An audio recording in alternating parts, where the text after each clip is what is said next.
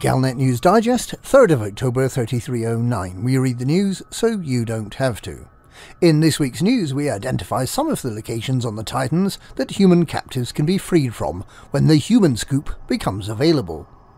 We wonder whether rescuing people from the Titans is such a good idea after all. And the Emperor is urged to get frisky.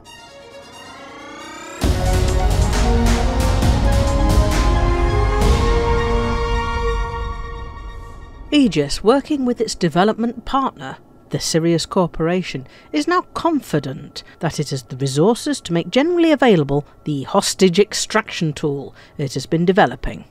Nicknamed the Mincer, these subsurface rescue missiles will be used to free some of the millions of humans captured during the first 6 months of the Thargoid invasion, and those that have been more recently stolen from search and rescue vessels by the Scythe variant of the Hunter Thargoids.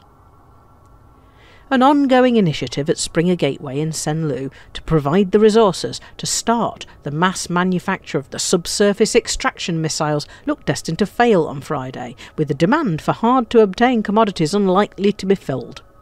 In a moment of genius, one of the Sirius research engineers realised that the missiles didn't need to be made of osmium after all, and that widely available copper would do the job nicely.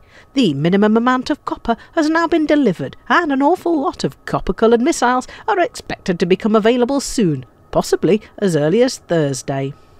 Those who took part will be awarded Aegis paint jobs for their Federal gunship, Alliance Crusader and Imperial Clipper. And some will be awarded free subsurface extraction missiles by a grateful Aegis. Galnet Digest believes that the targets identified by the Xeno Pulsewave scanner as Titan subsurface storage chambers are likely to be where the humans are being held, although this can only be confirmed once the first hostages are released, scooped up and taken to a rescue ship for revitalising and rehabilitation.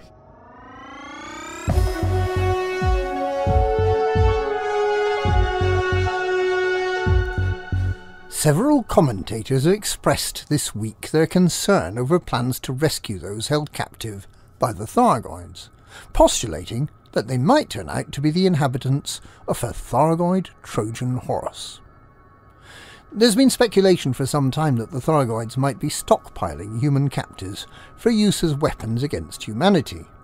Perhaps they plan to reprogram their captives' brains to be hostile, or perhaps they have an external device that forces the subject to fight against their own kind, against their will. Or perhaps they've learned the lesson of the mycoid virus, and will send out those captives infected with a deadly disease to infect and destroy humanity without the need to fight. And of course, the temptingly available Titan storage chambers could easily have been placed there to bait us into trying to rescue our erstwhile compatriots, with the express purpose of taking them back to centres of human population so they can attack from within, or spread that deadly synthetic virus. The Thargoids may be far cleverer than we believe, and may be on the point of allowing us to transport the vector for the next threat to humanity back to the centres of population that the Thargoids have previously been unable to hit.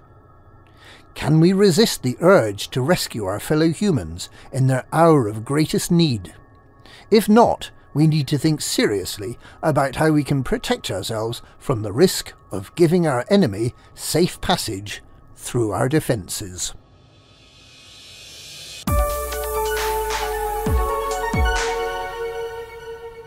The scare over Lady Florence the Imperial Mother's health in July has caused concern over the Imperial succession. After all, if the Imperial Mother has been shown to be mortal, her daughter, the 16th Emperor, may well prove to be mortal as well in due course. In the Senate, Senator Lysander Corsell expressed her concern that the 66-year-old Emperor has no romance in her life, she has no consort, let alone a spouse, and that in Erissa's 8 years as Emperor, only one of which was spent in suspended animation as a hostage, she has made no attempt to provide the Duval-branded heir that the Empire so desperately needs. Every one of Erissa's 15 predecessors in the 1,000 years of the Empire has provided an heir, giving an unbroken line of succession. Whilst it's true that Heir-Raising Demand, who arguably has a greater right to be emperor than Orissa, has an 18-month-old son, and many of the minor Devals have more offspring than they know what to do with. Princess Aisling's dalliances with a string of gentleman friends have failed to produce any mini Aislings, and the Emperor doesn't seem to have even tried using the imperial version of Tinder. From the longevity of her ancestors, the Emperor could easily continue to rule for 60 more years, but she could equally well become an ex-emperor at a moment's notice, without a stallion of impeccable bloodline to service her needs and provide the empire with an undisputed successor. A conflict over the succession to the imperial throne would be inevitable. And that's this week's highly erotic Galnet news. Galnet news, we read the news so you don't have to.